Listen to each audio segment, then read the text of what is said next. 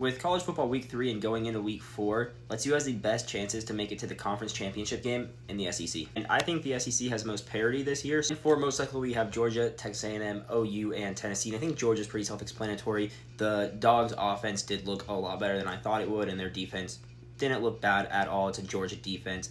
That was a close game between Georgia and Tennessee, obviously, into overtime. And I think that Georgia right now has proven that they, at this moment, are the best team in the SEC. The Bulldogs do have a couple of spots they could get hung up on, like their home games against Alabama and Ole Miss, or their away game against Auburn, but I think the Bulldogs will prevail. Last week, I would not have had A&M on here, but Marcel Reed and that Aggie offense looked great against Notre Dame. And not only did Marcel Reed look great, he also looked poised. All the pressure on him, heavy pressure at him, and gets the game winner. I am big on the Aggies.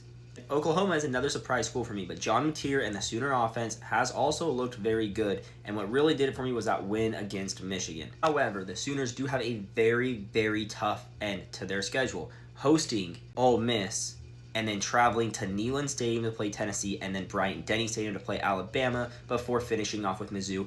I think the Sooners could be in trouble here. And then Tennessee. Tennessee is at the bottom of this tier because they do already have the one conference loss. However, on paper, I think Tennessee is the best team in the SEC. They did get outcoached and got beat by Georgia, but on paper, with the talent, I think Tennessee is the best team in the SEC. Not only that, but Tennessee does have a pretty easy rest of their schedule, with their only real tough games being the third Saturday in October at Bryant-Denny and hosting Oklahoma. They will have to go unbeaten, but I think the Vols can do it. And in the semi-likely tier, we have LSU, Ole Miss, and Texas. And yes, that is number 3 ranked LSU. I have them on fraud alert. This LSU team is a team that only put up 17 against Clemson when Georgia Tech put up 24. Only put up 23 against Louisiana Tech, and then only put up 20 against Florida when Florida gifted them 5 interceptions. I don't trust LSU's offense, I don't trust Newsmeyer at quarterback, and I don't trust Brian Kelly as their coach. Ole Miss hasn't quite proven it to me yet, but they have looked good. Their 3 wins have them 2-0 in the SEC.